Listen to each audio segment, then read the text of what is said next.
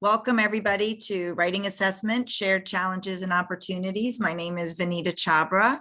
I am the Program Officer for the Literacy Program at NCER, and I am very excited that you're here to join us on what I think will be a very fruitful and engaging conversation. I wanted to let you know that Adria will be leading the discussion, and then the panel members will go through just a few points, and then we'll start a discussion based on some generic questions. However, if anybody has any additional questions, please feel free to put them in the chat. And if you have a question for a specific panel member or researcher, please put that in as well so that I can direct it to that person. And at the end of the session, please don't forget to rate the session. When you go back through the agenda, you have that option to put in stars and then also put in your comments. We appreciate your feedback. So with that being said, Adria, if you'd like to go ahead and start. Thank you. Thank you so much, Vanita, for that introduction. I'm really excited to hear from all of my fellow writing researchers, and especially those of you who are in the room who've had these writing grants in the past. I was very excited this year that there are several new writing projects. So we're all have this opportunity to try to work together and share all of our insights that we're finding. The panel for today will be these 5 projects that we'll talk about. We're going to give a quick overview of some of our successes and new things that we're excited about that we found before we start the discussion about our particular challenges. And we're going to go in reverse grade chronological order. So with the oldest students being studied going first, and then down to our youngest students, which would be our pre-K kiddos. So with that, we're going to start with the Formative Assessment Dashboard Project that's being led by Peter Mitros at Education Testing Services. This will be a test of the technology. Hello, I'm Peter Mitros. I'm a first-time IES grant applicant and awardee, and I have a very different background from the other participants in this panel. By training, I'm an electronic engineer, mathematician, computer scientist, and I also spent a while as an entrepreneur before I moved into education research. We're also about 6 months into this grant, and given how early we are, and I'm also going first to the panel, I'll organize this as a little bit of a framing talk. I'll talk a little about our project, but also a little bit of what brought us to writing assessment in the first place, and how it relates to the theme of this conference. So our project. The core of our project is very simple. We instrument student Chromebooks in classrooms with a small extension. This extension collects all of the keystroke data from student writing in Google Docs, from which we can reconstruct not only student documents, but also the processes which went into creating them. From this data, we hope to provide real-time teacher dashboards which will allow teachers to improve classroom practice. Our initial prototype was very simple. It was designed to support remote learning and simply give teachers a sense of what students were doing. In this grant, we'd like to extend this tool to support existing highly effective classroom practices, as well as to enable the scaling of high-impact interventions that are not currently being broadly utilized. That's the gist of the project. I'll talk a bit about our motivation. I came to educational measurement after thinking through the sorts of organizational changes and incentive structures we need in order to support scaling out of high-impact intervention and practices. That brought me to think about issues of policy, governance, and incentives, and measurement being central incentives brought me to ETS. Stepping into psychometrics, the field thinks of measurement error very differently from engineering, or for that matter, entrepreneurship. Psychometrics emphasizes reliability and validity. How noisy are measurements internally, and how noisy are they with respect to outcomes? In contrast, in engineering systems design, we look at measurements in terms of how they impact and interact with the system that they're operating in. If we're instrumenting an autonomous car, we don't care about measurement noise so long as the car performs well. We think in terms of systems and feedback loops. Indeed, there are examples where we intentionally add noise to engineering instrumentation. As a result, our primary goal of this project is to align measurement to supporting and enabling effective classroom practices. I tend to think about this in 2 ways. First, measurements ought to be useful for informing instruction. Second, They ought to create incentive structures to support rich instruction rather than narrowing of what happens in classrooms. How we design our impacts how students, schools, and school systems behave in deep and intricate ways, which we have to understand and engineer. That's a cause, and potentially a solution, to many of the questions I've seen discussed in these panels, including many around diversity, equity, and inclusion. In order to try to align our dashboards this way, we're running a series of design workshops, both internally with writing experts at ETS and externally with educators from classrooms. Also an exemplar whiteboard from one of these workshops. We start with a series of use cases. These are representative of the types of highly effective behaviors seen in existing classrooms, which we'd like to see more of. We'll move on to practices not being used probably a few years, but our first goal is to create a tool that's useful to educators for enhancing what they do right now. Once we hit our use cases, we want to see for questions, things that teachers would like to know about their students. From there, we move on to traits and latents. On one hand, we have a set of things we'd like to know about students. Are they planning during drafting? Are they procrastinating? Are they persistent? How much time and effort have they put in? What topic are they writing about? We also have a list of features which are possible to extract from writing process data, whether based on literature or on our own rapid prototyping efforts. As much as possible, we focus on simple and proven techniques rather than experimental ones here. Next, we brainstorm how we combine these into a set of useful measures and metrics. Finally, we whiteboard a set of UX mockups for how we might build those. At this point, the backend infrastructure is reaching a point where we're almost ready to start prototyping some of this in code and iterating. We're also getting ready to collect data, so these might be grounded in reality. It turns out dashboards look very different when you draw them than when you plug in student writing. So that's the gist of the project, but I'll talk a little bit about why we chose to work on writing instruction in the first place. Writing happens across grades, across disciplines, and elicits and surfaces a broad range of constructs like creativity, group work, and executive function.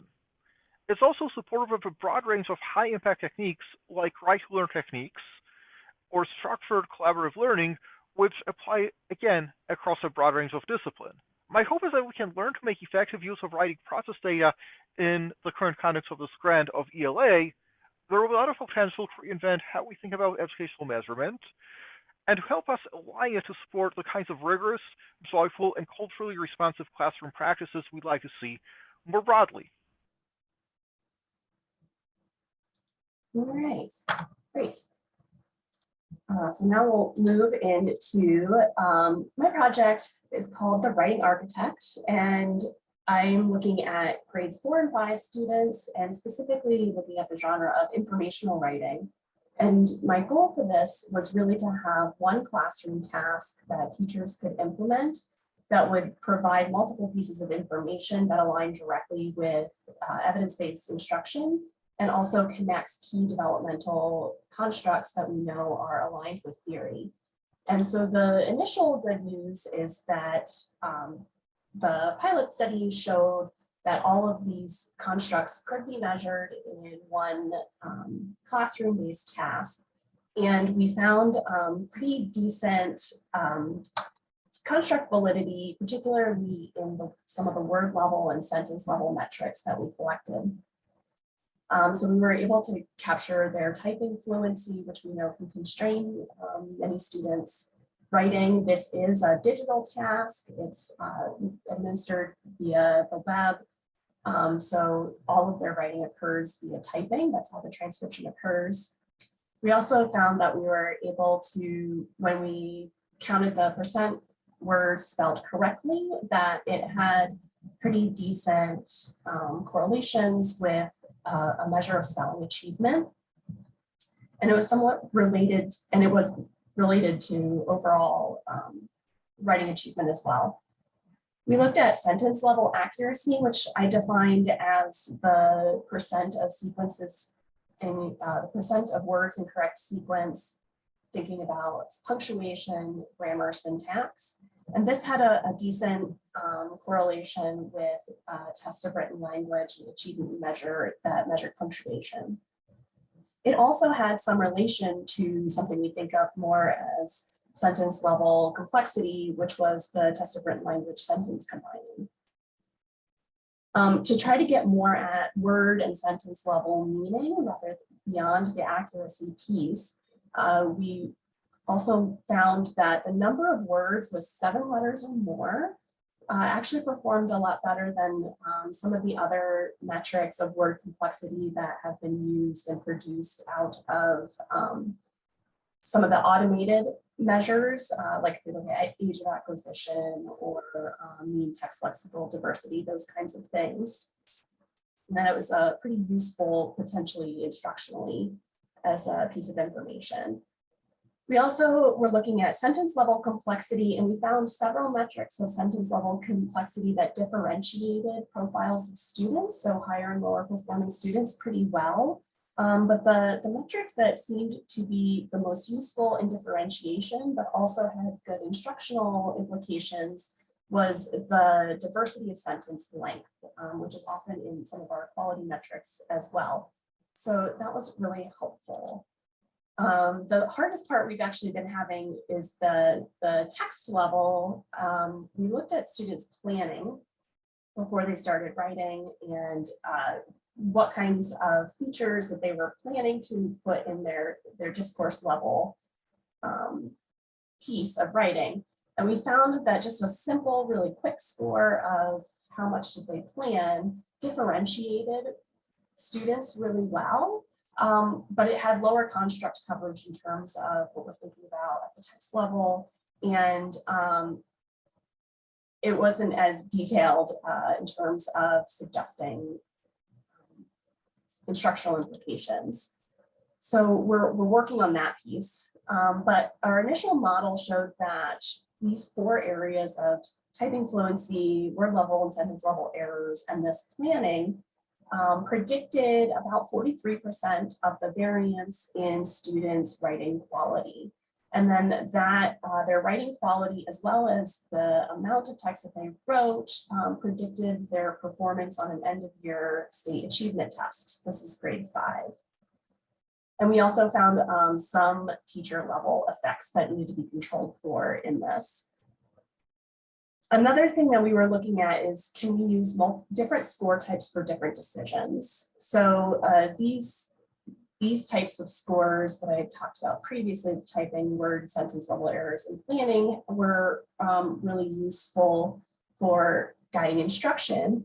But we also wanted to look at the typical use of a curriculum-based measurement, which the metric that we chose was recognizing correct writing sequences, since it has the highest levels of validity correlations with outcomes, to see if that did in fact capture students' writing and was useful for monitoring their progress towards end of year expectations. So we looked at 3 different lengths of time of students writing and found that the 15 minutes of writing and using the correctness and correct writing sequences metric was the most related to their writing quality, which then did predict very well to a latent construct of their writing achievement. And our latent construct of their writing achievement was made up of the test of written language, as well as the M-STEP, which is the Michigan test of achievement. So we're still working through some of the other metrics, that the 7+ letter words metric and the sentence complexity are currently under review. And so we look forward to next directions on that. And with that, I will turn it over to Sarah and Melina. Thank you. Hi, I'm Melina Keller-Margulis with the University of Houston. I'll get us started. So our project here is entitled Identifying Optimal Scoring Metrics and Prompt Type for Written Expression CBM. And our goal is really to look at ways to automate and improve screening for students at the upper elementary level. So we're gradually moving younger. So we're looking at grades 3 to 5. So we'll detail, I guess for context purposes, we were funded in 2019. So we were super excited, and then we've sort of been making the best of the current circumstances. So we'll share a little bit with you about what we've done in the meantime, and then our current status of collecting data for this particular funded project. So I will turn it over to Starrett. All right, it's great to see everybody. I'll kind of lead off with kind of highlighting some of the main idea of this work. So essentially the idea when it comes to screening, we need very efficient ways to identify groups of students who may need more assistance. So of course, scoring time is kind of an issue. And we believe that automated approaches might give us the ability to quickly identify which kids are struggling in terms of their overall writing quality. So toward that end, we've done some big preliminary work taking tools that I believe people in the room have developed that are free or open source for automated text evaluation to see if we could develop a scoring model that could represent writing quality on these sorts of screening samples. Thus far, the tool is called Writalizer. We've trained models with 7-minute narrative samples from kids in grades 2 through 5. And our work is going to continue to develop scoring models and samples that are better suited to this work. So the first results that I'll highlight are some of our preliminary work. And essentially, this is building off of Milena and I's prior work showing that for screening, it does take multiple samples to get a reliable estimate of student skill. And some of the main findings here when we were looking at grade 4 students, the extent to which their screening samples would predict their performance on the state of Texas writing assessment. We found that we needed to take the average of 3 scores across 3 screening samples instead of 1 for adequate validity. And when it came to hand scoring, the more complex metrics like correct word sequences or correct minus incorrect word sequences perform better than simpler metrics like total words and words spelled correctly.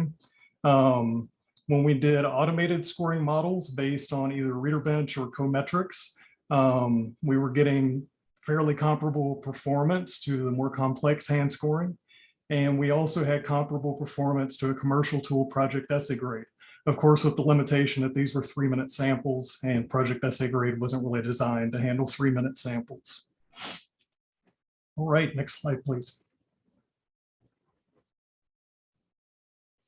Okay, kind of building on that work, we did kind of a slight extension where instead of only focusing on grade 4, we focused on students who did screening samples in either grades 2 through 5, and then looked at how they did when they were in grade 4 and grade 7 on the same writing test. So there was a lag between 1 year or like the same year versus 5 years later from the screening sample to the state writing test. And essentially what we found is performance really didn't deteriorate in terms of correlations with the state test. We had very similar findings that there was a big improvement in validity coefficients from moving from 1 sample to 3 samples, not a whole lot of improvement from 3 to 5 samples, but the correlations held actually pretty well 5 years out. Diagnostic accuracy, on the other hand, was best within the same year, but it didn't have like the steep decline that we might expect.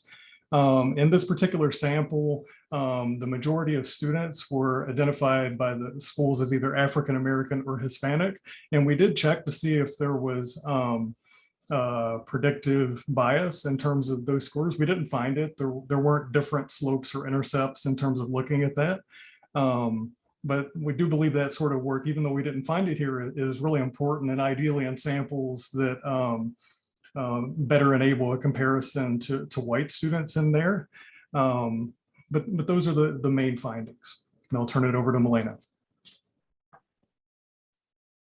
So thanks, Derek. So as we thought about this idea that those more complex metrics tend to be the most indicative of overall writing performance, we started to think through some issues of just practicality and feasibility in using those metrics and how long it takes to score those metrics. And what that means really for the use of time for educators or graduate students or whoever might be engaging in that activity. So we undertook a cost analysis where we took a look at hand scoring. So hand scoring, correct minus incorrect word sequences, and other typical production dependent kind of hand calculated metrics, as well as 2 automated approaches. So the Writalizer approach and Project Essay Grade or PEG. Again, with that disclaimer that we have fairly short samples that we used, but it shouldn't be a surprise to anyone that the automated scoring was much less expensive, and that when we look at the sensitivity analysis for this, we can really attribute that lower cost to reduce time for scoring. So it really was quite expensive to have people scoring. And when we consider what is going to make a screening writing measure feasible and useful in practical settings, that's really important for us to consider. And so again, we hypothesized that, and certainly the cost analysis held that to be true.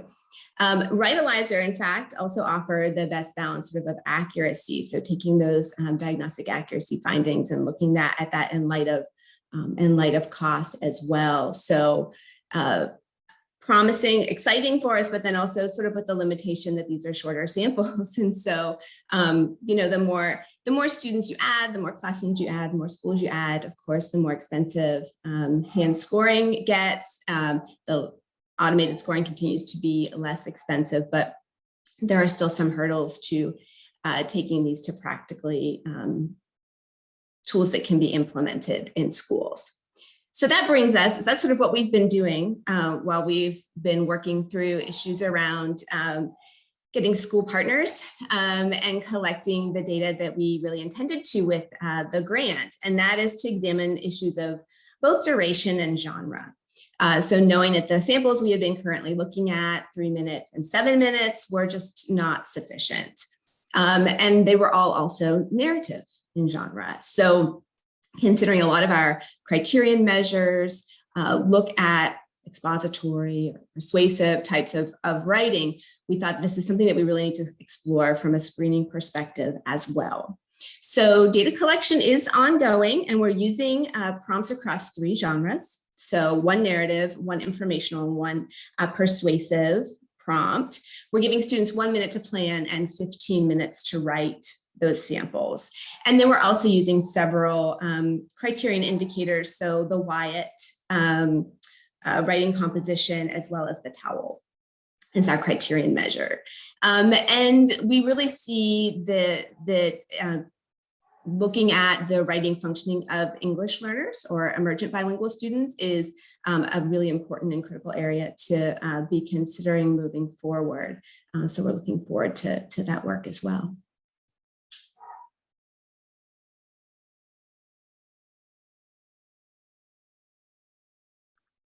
All right, thanks. I'm David Coker from the University of Delaware. I'm going to talk about a newly funded project that my co-I, Kristen Ritchie, and I have put together, co-PI, was funded just this summer. So we're excited to get going. So the first thing I'll do is give you a little context on the next slide. And this is a development and innovation project that's designed to revise and expand some existing Tier 1 lessons on sentence construction. And you can go ahead and move us to the next slide. Thanks. Right now, these lessons on sentence construction were previously developed, and they've been implemented in a local district. And in this project, what our goal is to take those lessons and to expand them to include attention to handwriting and spelling, and to add more vocabulary instruction, as well as to revise and streamline the sentence instruction. The theoretical framework that we're taking on this is a levels of language approach, which approaches writing development as one that happens at different levels, somewhat simultaneously, but somewhat independently. Those levels are the letter, the word, the sentence, and discourse level. And we feel pretty sure that it's difficult for students to produce discourse level text if they don't have a strong foundation in things that support that, like sentences. And so we're targeting that sentence level because it's one that's often been neglected both in writing instruction and research. So our goals in this project are to investigate the usability and the feasibility and of course the effectiveness of this program across several levels of language. So that's kind of the context. And now I'll talk a little bit about the assessments that we're planning. So on this slide, I've sort of presented the whole battery of assessments that we're planning to do, organized by the level of language. You'll see that the letter, the word, and the sentence measures are got that sort of light blue background. That's because those are all proximal measures for us because we'll have instruction at the letter level in handwriting, at the word level in spelling, and also at the sentence level. The discourse level is important, right? Because we're hopeful that if students improve their sentence writing, that their ability to write discourse, in this case, we'd just be looking at narrative, but that will improve. That being said, we're most interested in sentence level data.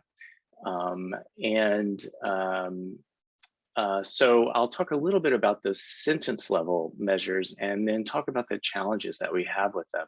One of the issues that we have with sentence level assessment is that there's really, there's not a gold standard in how to assess sentences. And so as you can see, we've included a range of both norm referenced and researcher design measures. And we do this because there are several sentence skills or components that we want to be able to measure. One is sentence transcription fluency, which is, how quickly and efficiently students can get their sentence down on paper. We're also interested in syntax, how they're able to put words together, and in semantics. If you've ever spoken to any elementary school teacher and middle school teacher too, probably, one of the things that they lament is that many of their students write impoverished sentences that aren't very long and don't use very descriptive words. And so those are things we think are important for sentences. So the assessments that we're planning, one is the from the PALS 2, it's a sentence copying assessment where students copy a sentence as many times as they can for about 3 minutes. And this taps transcription fluency. They're not really generating any ideas, so it doesn't pull on their vocabulary, their syntax. We're also going to use a sentence writing assessment that Kristen and I developed a number of years ago. And in this, students respond to 2 prompts and are asked to write sentence level responses that are scored for length and a qualitative score that we've developed that looks at production and grammar and spelling, as well as ideas and mechanics. There's also a sentence generation assessment that Barbara Arfe developed, where students are given a pair of words and are asked to generate as many sentences as possible in about 5 minutes. And that's scored for syntax and semantics. And then lastly, the sentence composition from the Wyatt, that's composed of 2 subtests.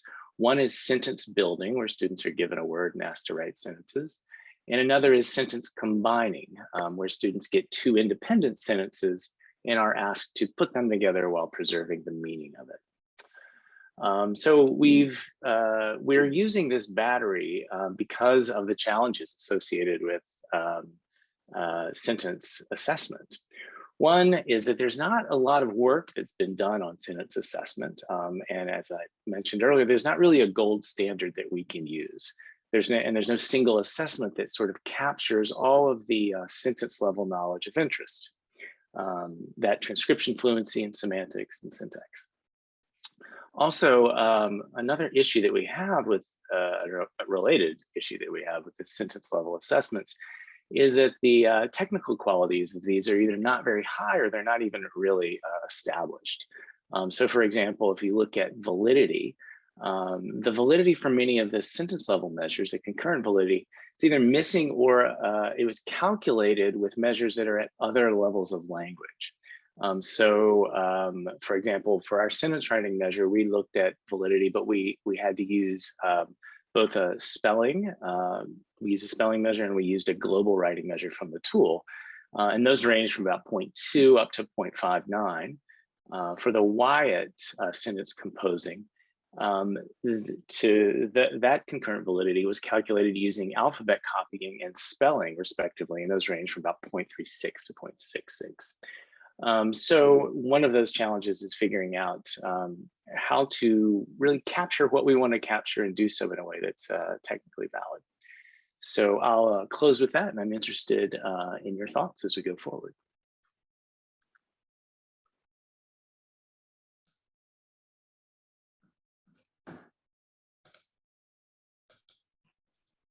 Thank you so much, David. That was really fascinating. Hope and Ryan.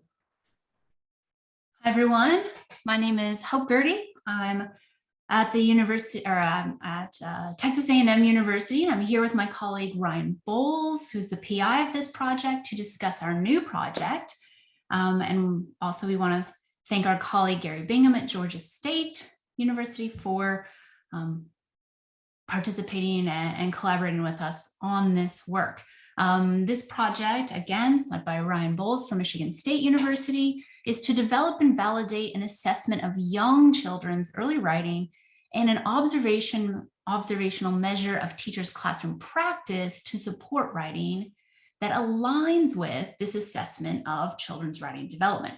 These two measures, along with our teacher professional learning program called I Write, which is a fully online professional development to promote language and literacy through quality writing practices, make up the Write system, a package of assessments and intervention supports for early writing. When we say early writing, we're really talking about 3 to 5, 6-year-olds, preschool, kindergarten.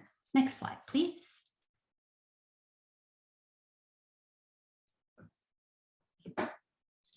All right, so when we think about kind of the advancements in early writing that we've made, I want to first talk about to develop this measure. We'll talk about the child measure first. To develop this measure or assessment, we identified a range of items that align with and represent each component of theoretical frameworks of early writing that include handwriting and spelling, composing or children's idea generation, as well as their conceptual knowledge, which reflects children's print concepts as they relate to writing. So directionality, linearity, the relation between verbal and written language.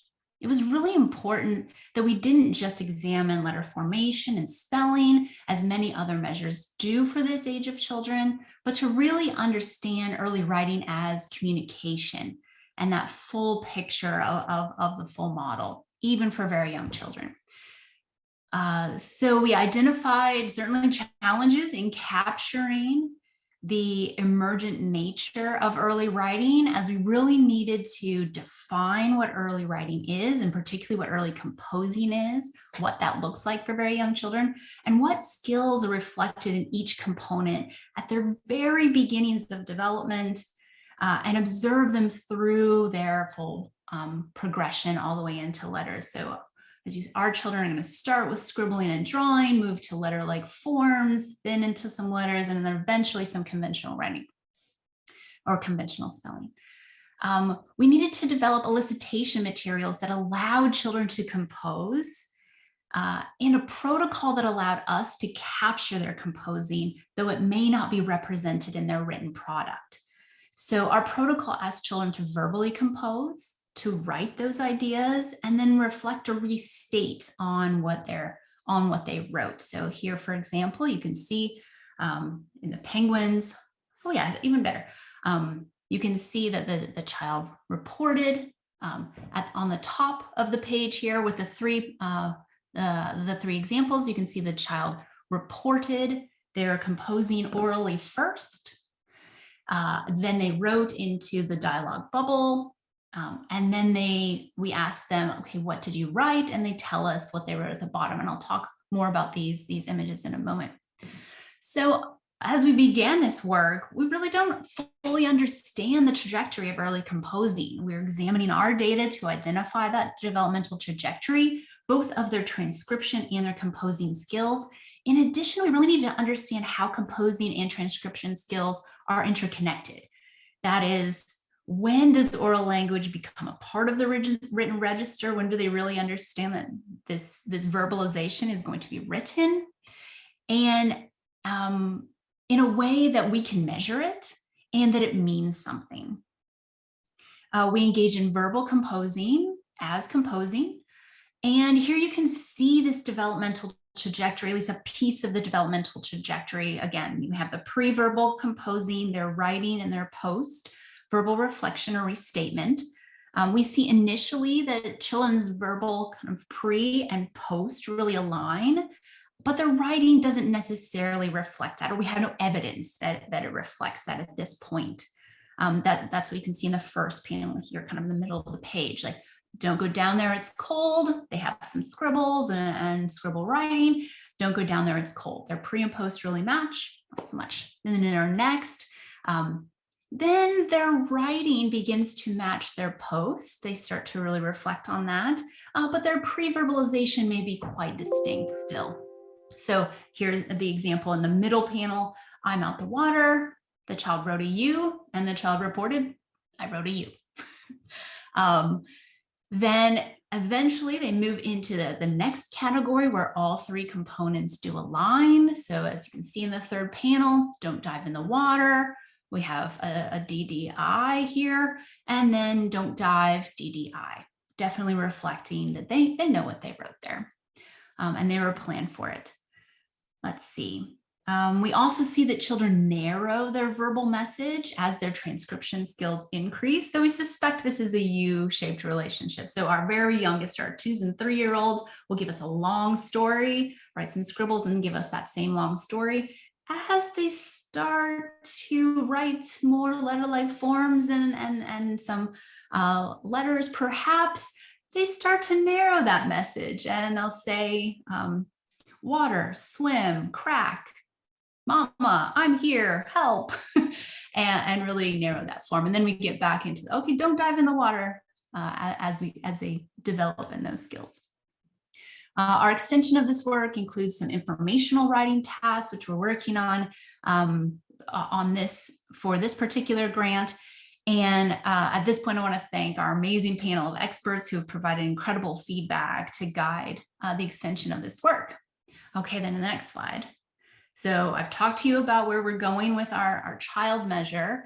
The other part of this project is creating and aligning teacher practices, observational measure of what teachers are doing in the classroom. We know that what teachers do in the classroom makes a difference for early writing. So we're creating that observational measure of teachers' practice that aligns with children's writing assessment. We're using the same theories of early writing now to consider how teachers are supporting each of those components within their own practice. We've made some clear decisions about the components, which components to observe. Again, using that same theory, we need to observe supportive handwriting, spelling, composing, and conceptual skills. It's also critical to examine the materials in the room, the context in which writing occurs. Writing doesn't happen very often, but there are particular contexts in which it does more often, it does happen.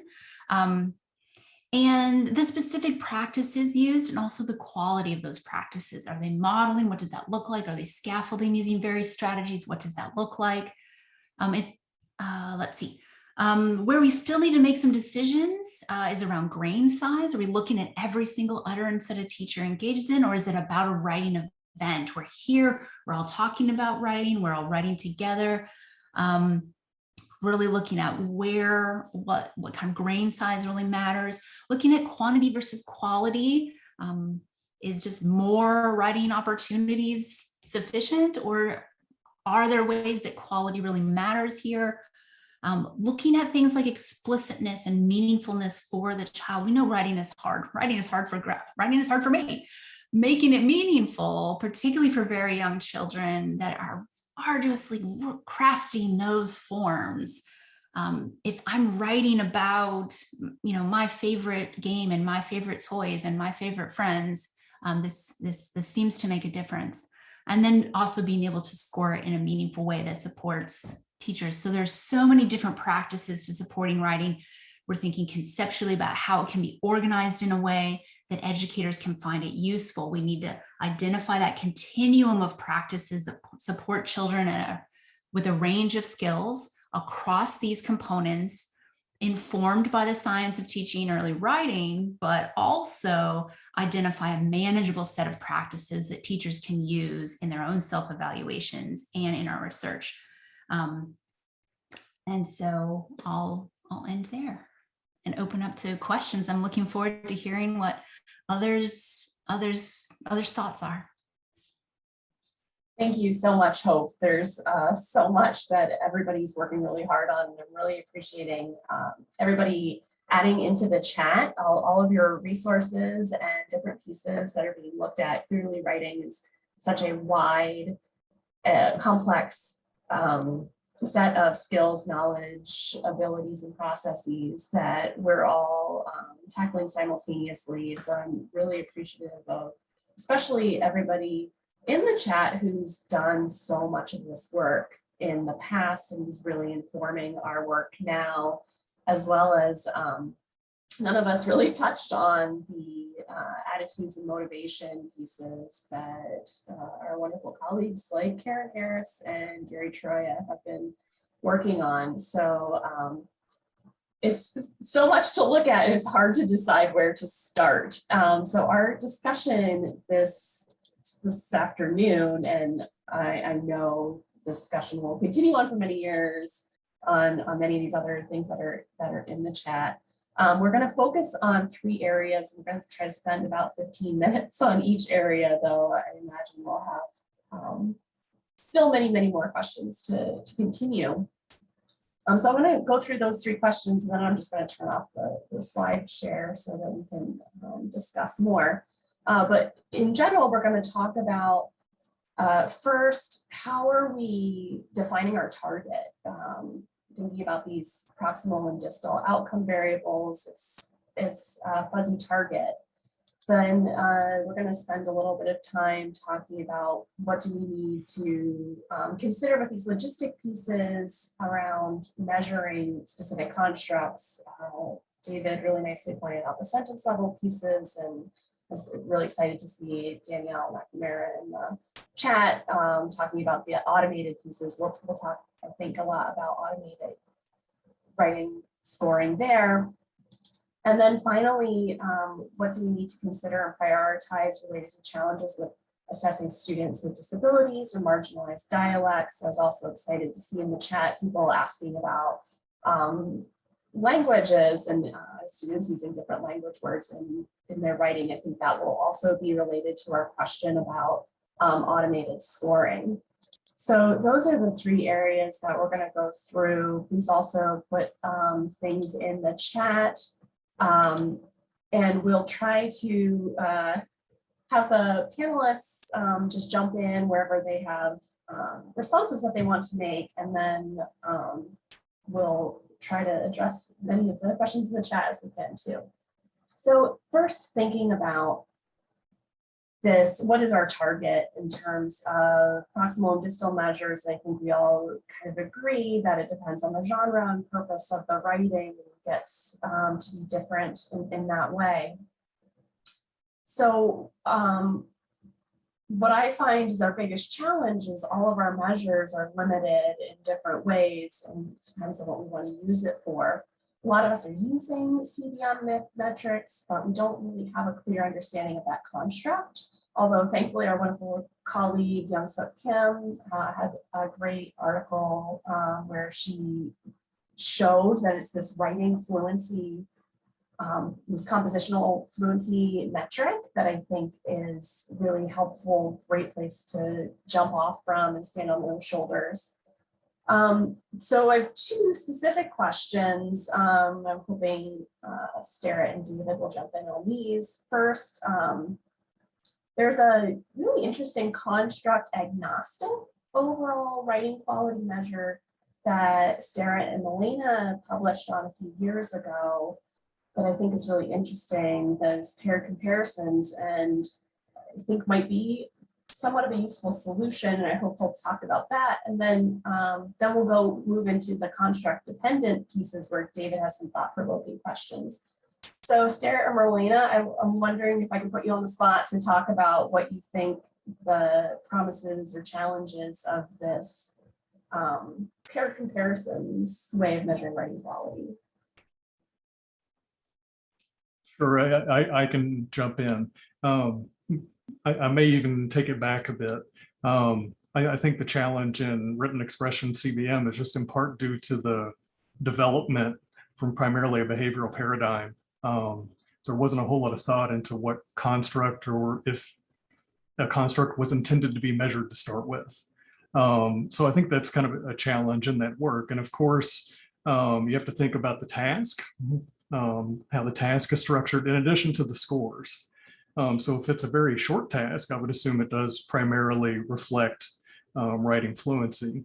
If it's a longer task or an untimed task, it could be that those scores no longer primarily reflect fluency, and indeed they might reflect people's evaluations of quality in the samples.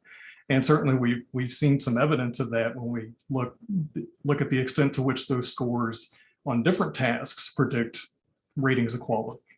And one way that we were getting the ratings of quality was to use like a paired comparison methodology, in part because we could get around some of the issues with rubrics in terms of restriction of scores and holistic versus analytic. And I mean, that's kind of a whole other conversation. Dimensionality, they're often unidimensional because they primarily reflect between student or between passage variants instead of within passage variants and so on. But essentially in that paired comparison methodology, we gave a definition of quality, typically idea development, work quality, organization, which one would you prefer to read more of? And then just have a bunch of mini trials. So compare sample 1 to sample 3, compare sample 4 to sample 6, and so on. You do that thousands of times, and then use like ELO ratings like they do for sports rankings or chess rankings to generate a continuous score from that. So, I mean, you could use that methodology to evaluate many different constructs. It depends on what basis or the instructions you give to your raters. Yeah, that's a great point about the instructions. What are the instructions we're giving them? Seems to play a big piece of that. So I'm interested to see the work that continues from that. So David, I want to switch to you, thinking more about this. What are we measuring in writing quality? It's raised some really interesting questions.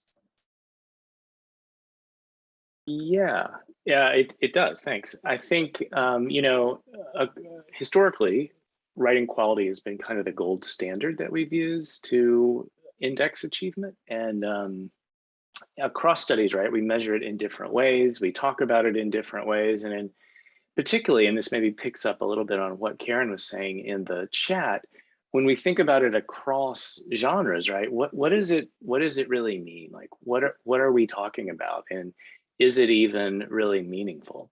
I think that's something we're going to have to, as a field, kind of grapple with in terms of writing assessment, if we want to really sort of hone in on the precision of the language we use to talk about what we do and to measure the things we're interested in measuring. And so I'd be interested to hear what folks think about that.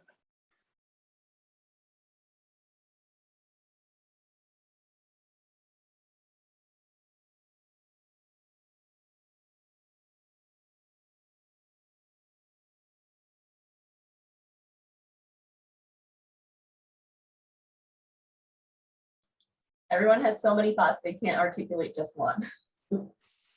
I'm glad to go if no one else wants to. Yes, please. So I'll mention kind of an odd assumption behind the question, which is that what we want to measure is outcomes. This here is an oscilloscope. It's a device that we use in electronic engineering, and all it does is shows a waveform. I plug it into a piece of electronics, and it shows you a waveform. It doesn't have any judgment of better or worse. And what I would love to have a discussion of at some point is measures that we can have that are not tied to outcomes. What are students writing about? What is their writing style? Those are the sorts of things that I feel can really inform instructions. And I'm a little bit at a loss for why we haven't gotten these kinds of descriptive measurements more in psychometrics, especially in fields like writing. Well, I'll say as a psychometrician, that is actually probably the thing we're struggling with the most.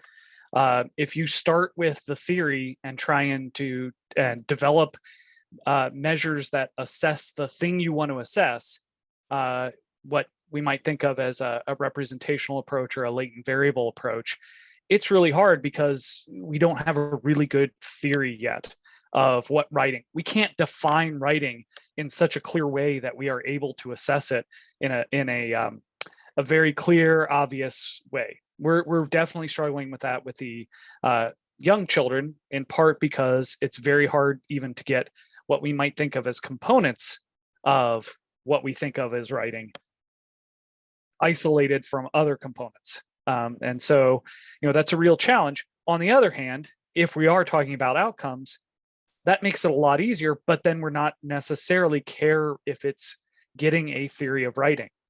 So, I thought it was kind of interesting that Adria used the term construct agnostic. The goals of measurement really determine whether we care about the construct or not. And in some cases, I think these presentations, this is not a criticism, I think it's by necessity, are trying to get everything at once. We are trying to do that. We are trying to measure what writing is for scientific reasons, but at the same time, we're trying to inform instruction. That's why we're trying to do the teacher-child alignment so that we can actually affect education. Those are two very different goals. One has an outcome, one doesn't. One is based on theory. One doesn't care that much about theory. And so doing both of those at once turns out to be really hard. Doing one of them at a time turns out to be really hard. And so we're kind of at this, we're kind of stuck trying to do more than really where our theories of writing can justify just yet. But we know writing is important. And so I don't want to say that we shouldn't be trying to do all this at once. It's just that doing both the measuring of writing and trying to get the outcomes turns out to be just a very, very difficult problem for measurement in general. I don't want to monopolize time, but I'll sort of feedback of that you don't necessarily need a theory for descriptive measurements. I can point a telescope at the sky, take a photo of something, and then over time, I figure out what it is. And those kinds of descriptive measurements really give the tools to do that. So yeah, we can talk about measurement theory I can talk about measurement theory quite a bit, but I would argue that if you're describing something that way, that you're not actually measuring something. It's until you do something with those descriptions that then you are entering the realm of measurement, whether you're using those descriptions to predict something or using those descriptions to then measure something that is otherwise unobservable. But that's kind of beyond writing in general and more of a measurement theory in the social sciences that, yeah, you and I could talk about this for quite a while, maybe outside the context of this particular panel. Yeah, really fascinating discussions here and in the chat about our definitions of what writing quality really is. And really, you could ask 100 different individuals and get 100 different definitions, I would imagine. But that transitions, I think, really nicely into both what Peter and Brian are talking about, into our components. If we're breaking this down, how do we address a lot of our logistical issues currently in breaking down that measurement? What are the pieces that we're looking at? So if we have our telescope pointed at the sky, what are we looking at in terms of stars and constellations and those pieces? So there's two things that I was most interested in talking about, but this can go anywhere, is one, in thinking about our automation of scores, which clearly many of us are thinking about because of how logistically important that is. And then the second thing I would love to talk about is the developmental considerations, both logistically and are these the same constructs over time, and we're measuring them differently and does one build upon the other? So first with the automated text analysis, the thing I'm struggling most with, maybe we have some great commenters in the participants about this, is natural language processors rely so heavily on matching words to word banks. And of course, our students are using words that are not spelled correctly, but we still want to get at the important information that's conveying about their language development. So how we get around that, and then a lot of our automated measures are getting really good, and it's really exciting the directions they're going. But a lot of us still find the correlations in our studies are around 0.2, 0.3. So what does that mean that these, what are these things? Are they, what are we measuring in automation?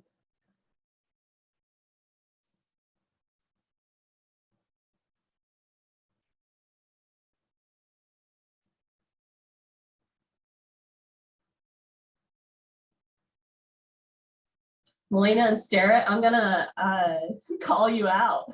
Sure. So I was hoping someone had an answer to that question. That's why I was waiting. No, I think this is a real challenge. And I think, you know, it was a little earlier in the chat that someone brought up the issue of language and how do we, you know, how are we capturing if a student writes a sample and they intersperse either misspelled words or words that are reflective of a regional dialect or words that are of another language other than English altogether. And my answer is I have no idea yet what we're going to do with that, but we should do something. And I think we'll need to take a close look at ensuring that we are not in any way sort of disadvantaging in our score, in what we might do with those scores and how we might make decisions about students using those scores. I think we have a lot more development work to do and how to make sense of that before we're at the point where we can make even low stakes decisions given some of these challenges that we're all experiencing around automated scores. I don't know if Starrett has anything else to say. The other thing I would add is that this challenge of criterion measures. I mean, I feel like, you know, some of our work, we've used what's out there, right? Or what the educational community and practice has decided is acceptable, right? And that may or may not at all align with theory. Like, you know, it's sort of like, what's the currently accepted thing? You know, here in Texas, we've used the state test. It used to have a full composition component. It won't going forward. I feel like they timed that change just for us. So, you know, I think that becomes a moving target in how we make sense of our the validity of the metrics that we're looking at. So just some thoughts. I think there's obviously a lot more work to do, which is why this is a fruitful discussion. Kind of following up on Melina a bit. I mean, I think the point that you bring up, Adria, is really important because, of course, garbage in, garbage out, you know, especially when you're taking existing tools and applying models to try to predict people's scores. And we likely will see some of the limitations of differential language use or for kids with writing difficulties or disabilities. There's a ton of misspellings and otherwise kind of unusual patterns that these tools weren't necessarily designed to assess. I think for our purposes, you know, Elaine and I, when we're focusing on screening, having a good enough indicator of overall writing proficiency is essentially what we need in that context. So that may be a little bit different than when you're trying to have a more diagnostic or prescriptive approach where you need indicators of very specific constructs to inform instruction. So that might be where our work diverges a little bit. I'm cautiously optimistic that we'll have good enough performance for a quick and dirty indicator of overall performance and progress, which, you know, for our purposes or the types of decisions we're trying to make will be good.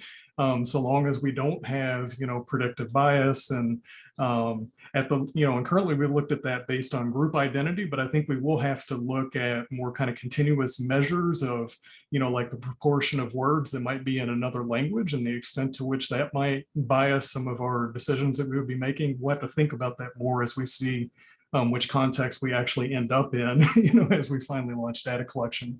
But you really raised some important considerations. Thanks, Jarrett. Yeah, Carol, go ahead. Okay, thanks. I'm Carol Olson, Carol Booth Olson at the University of California, Irvine, and I have a national scale up with 7 states through National Writing Project sites. And we're doing a lot of sort of deep dive, fine grain coding of students' analytical writing, both English learners and non-ELs. And we had a meeting recently, and we had the site directors, first of all, take a student paper and just score it holistically. It was by an English learner, and the score was pretty low. And then we gave them our coding scheme that has 20 different dimensions of writing. We first had them score it for sentence fluency and sentence flow, and it scored incredibly low. And then we had them score it for ideas. And suddenly the paper went up like 3 or 4 points. And the point we were trying to make to them is that very often when we score holistically, we score on our first impression. And when we hit all those run-on sentences and spelling errors and whatever, we don't see the ideas. And this student actually had incredible ideas and was trying to make a lot of sophisticated writing moves that were obscured by, that they were kind of trying to write up to the task and obscured by the fact that they didn't quite have the language and sentence commands. So it was a big eye opener for all the NWP directors to see that even they, who are, consider themselves very woke, were scoring low. So I just thought I'd share that. Wow, that's so fascinating. And we see the very beginnings of that. So with our 2, 3, 4, 5-year-olds, they want to share their messages. They have these great ideas, and they do not have the motor skills or the spelling skills, the orthographic skills yet to put that into print, but they even understand that their verbalizations are going to go into print. I will have 4-year-olds tell me, well, when I ask them, okay, what did you write? And they will say, oh, I can't read it, but you can because you're a reader, right? So they've created some scribbles and drawing for me. I should be able to read this because they put it on print. So they know that their words, their oral language is going into the print, but yet not yet quite something that adults can read. And so this idea of being able to, yes, assess their transcription, essential. I mean, that is a piece of it, but understanding that composing, what that is, where it's coming from. And for us, it's really trying to capture where does it begin is just so essential and such a key piece of writing. And writing is communication. It's not just the handwriting and spelling. So thank you so much for bringing that, to this assessment.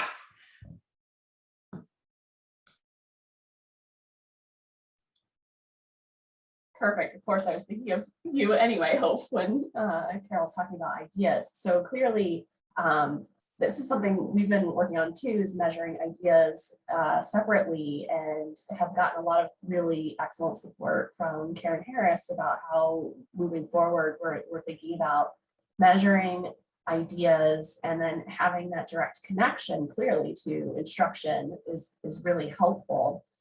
So as we're thinking about measuring transcription and measuring ideas, measuring word and sentence and discourse level features across time, especially from these really young kids who have those ideas, pieces, and they're on kind of different trajectories, and they're not linear trajectories either. That's another thing we struggle with in measuring writing, is we have a lot of U-shaped and parabola-shaped trajectories, especially thinking about how spelling is constricting vocabulary choice and a lot of other pieces like that.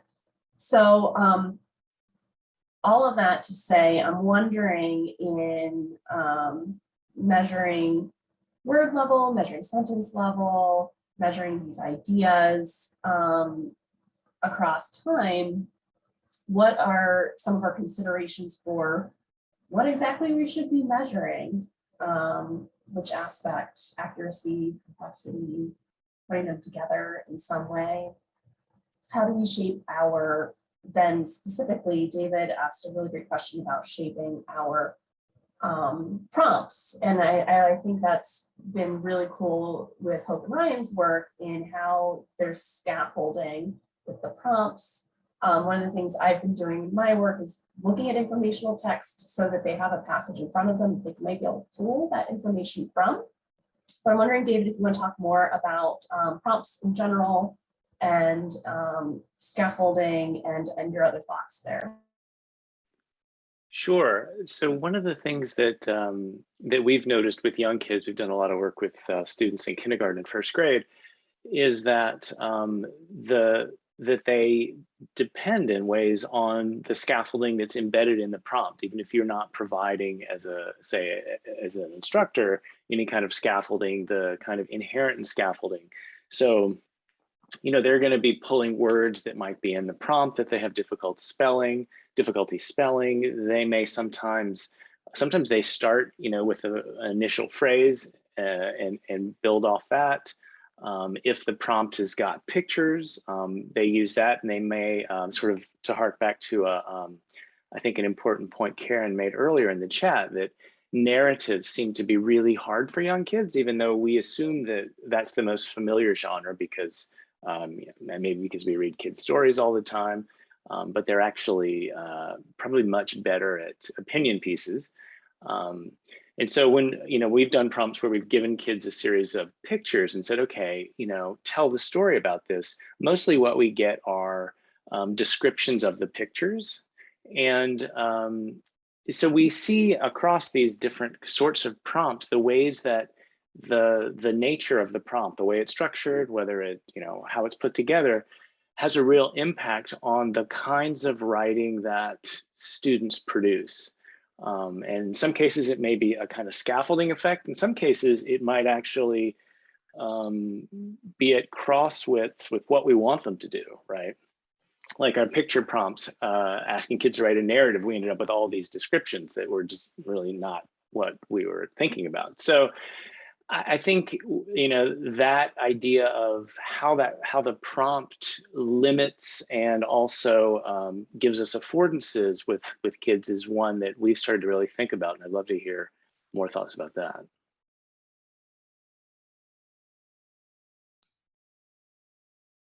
I can go. So we've worked on this a lot, and you're right. We started with you know, we wanted it. Yes, narrative is the, you know, thing that they know the most, you know, they're most familiar with. But you're right, they don't have all the, you know, necessarily the best strategies for creating that. So we really started with a family book, and that was like, well, what are they going to give us, right? And they primarily draw for the family. Like, you can make some nice family portraits, and there you go. And then when I noticed that they were drawing, even if they could write their name well, they could write other words, they were really spending their energy drawing, et cetera, et cetera. And so then when we went to the dialogue bubble, where we're constraining the drawing portion, and I mean, we know they're children's drawings are part of their writing well into elementary school, but we were kind of, okay, let's give them, you know, more of the story, and then they're going to give us the dialogue, like what might be the dialogue in this. And we see a lot more writing. And we see writing that reflects the same kind of, at least in transcription, the same trajectory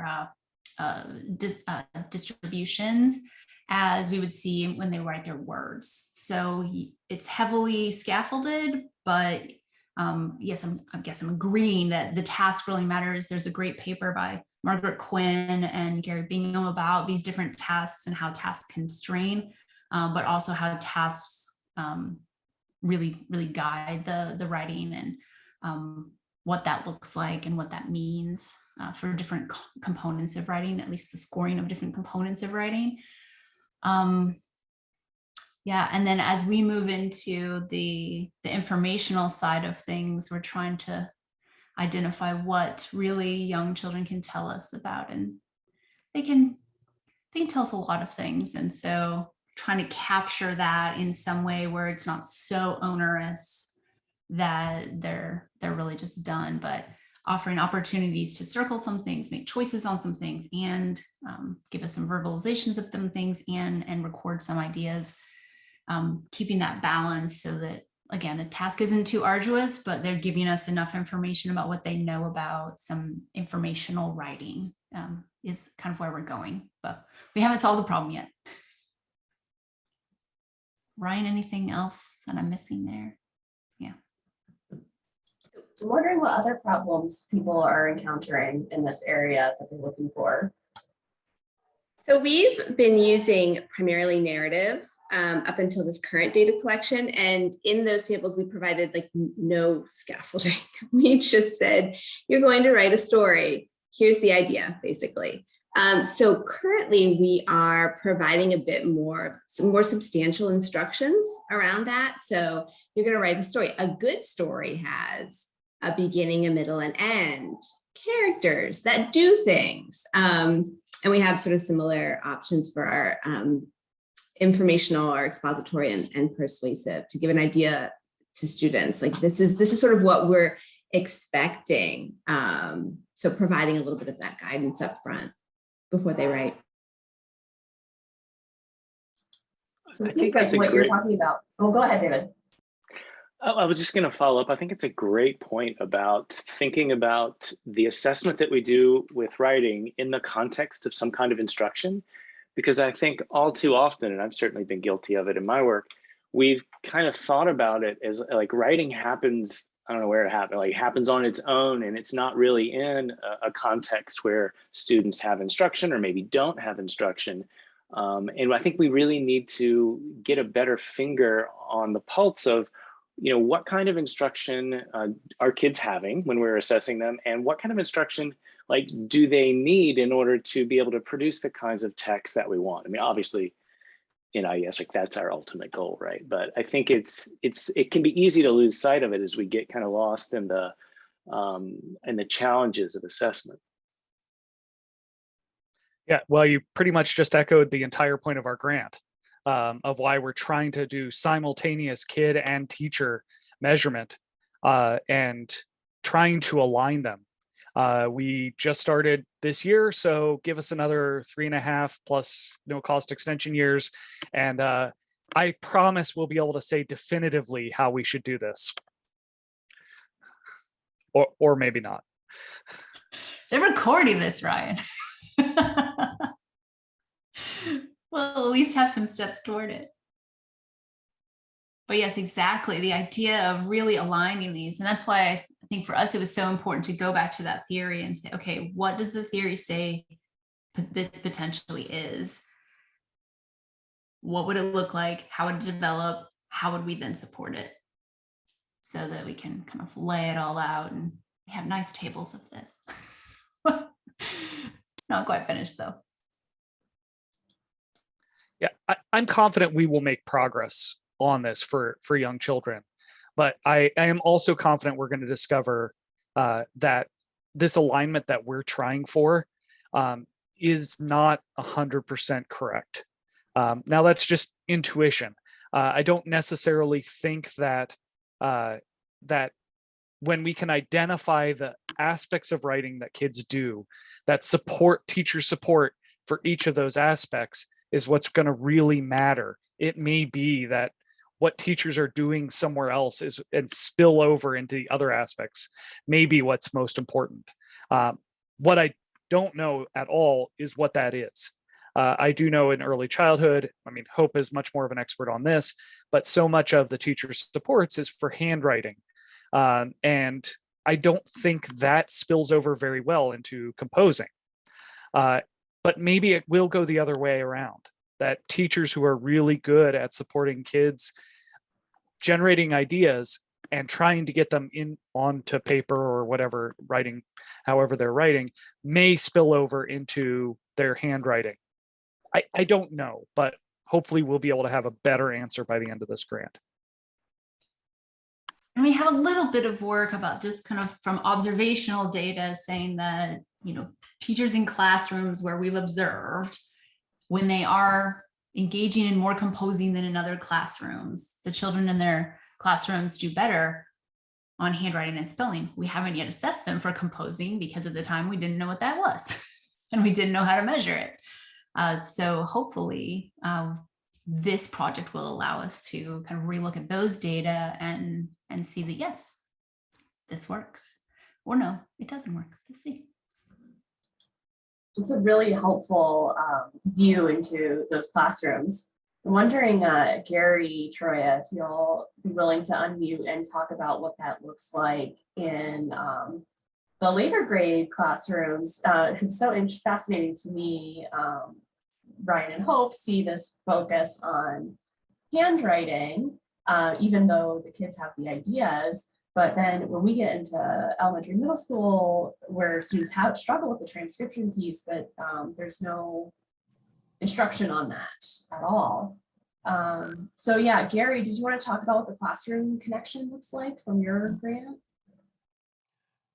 So just the point that you were mentioning just now, Adria, in 4th and 5th grade classrooms, we certainly see students that are in general education in those classrooms that struggle with transcription, whether or not that be handwriting or keyboarding, and certainly other related aspects like spelling, that they aren't getting the instruction that might be necessary to improve their performance in those areas.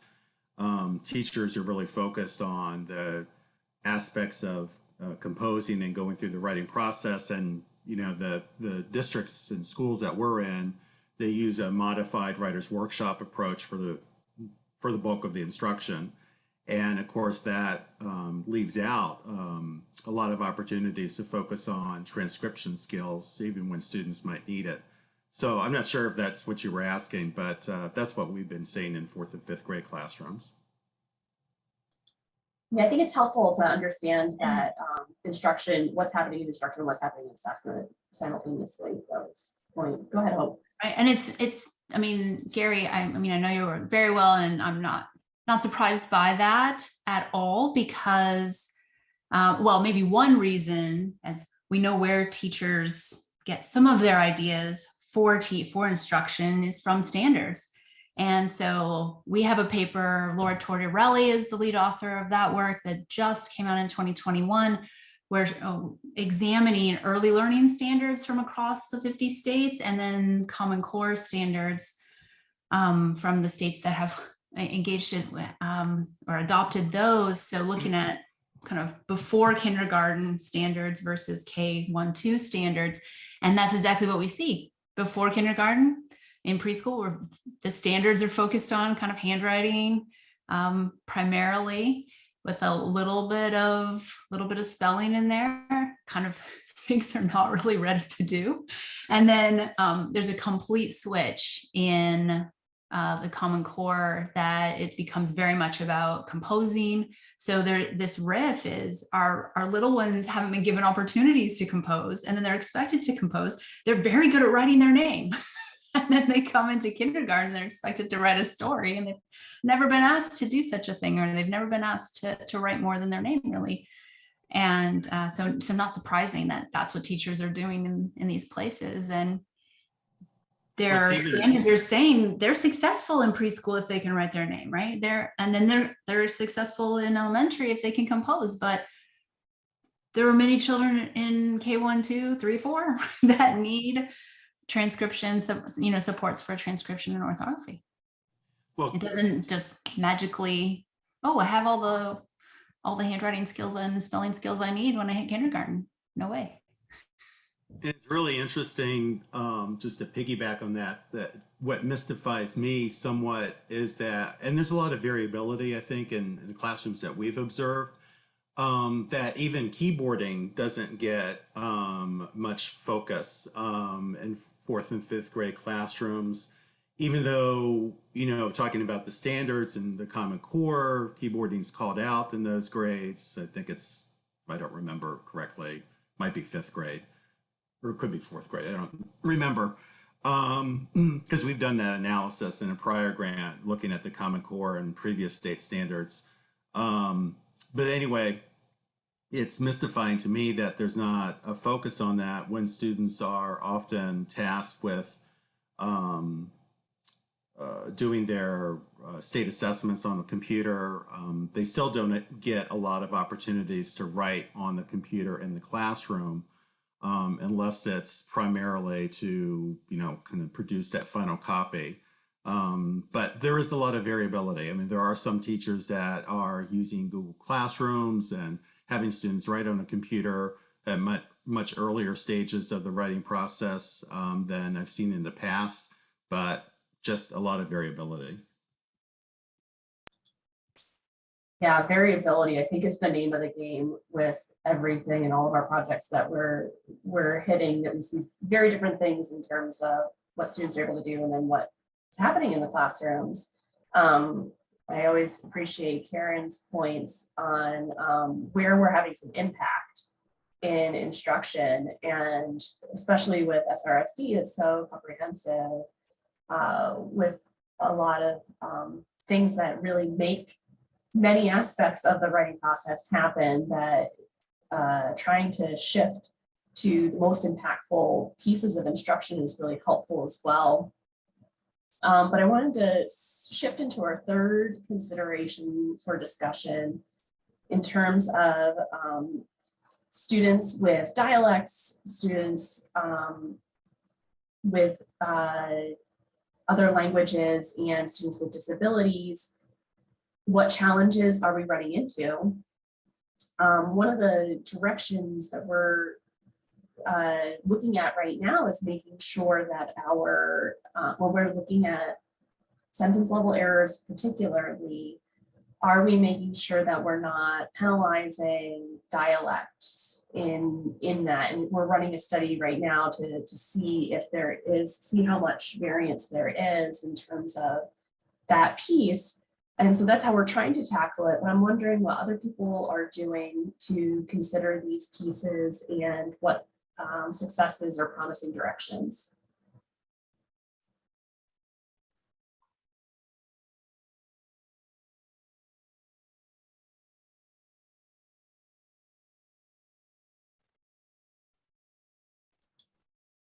Go ahead, Peter. You have something to say or no? I'm glad to go. But at least from my observation of classrooms, yes, it's clear that we are penalizing dialects and communication styles. People from different groups have not just different vocabularies, but different ways of communicating. I intentionally gave a very different type of introduction to this. I wanted to see how it would go over in a different community.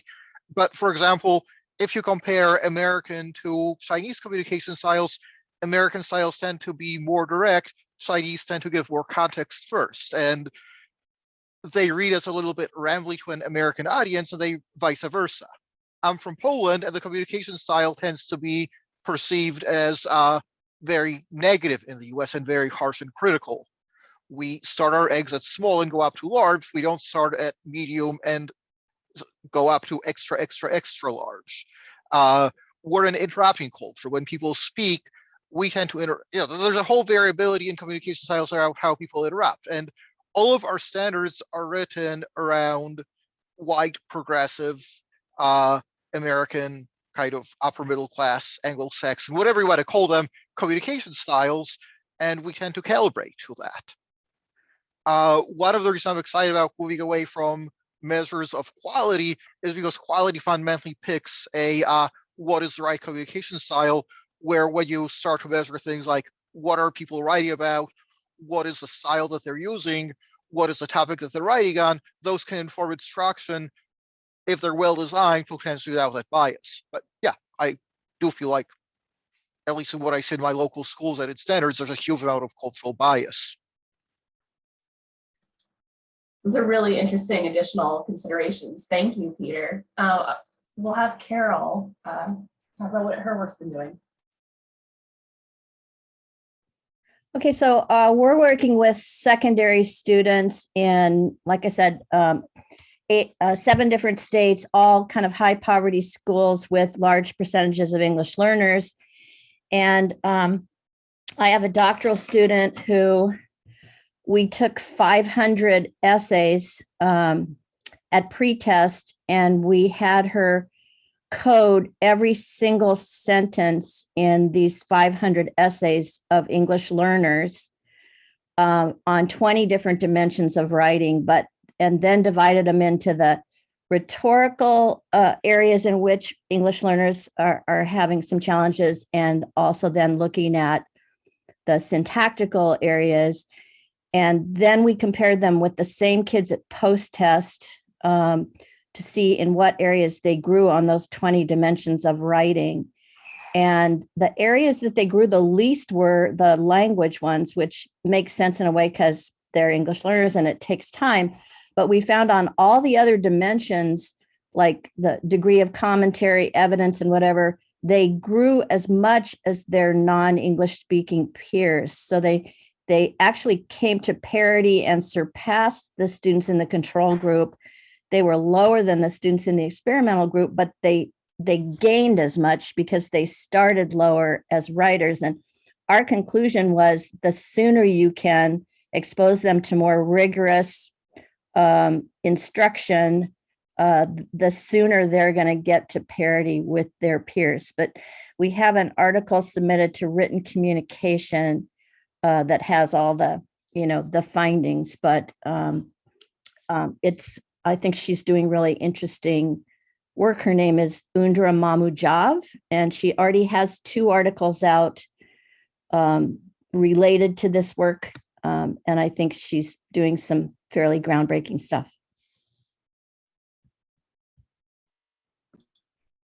Wow, that is really exciting and outstanding to hear so much progress in that. This has been an amazing discussion, and I know we'll continue for a very long time, and we still have a ton of work to do, and we have enough work for as many people as we can possibly get in here to do that work.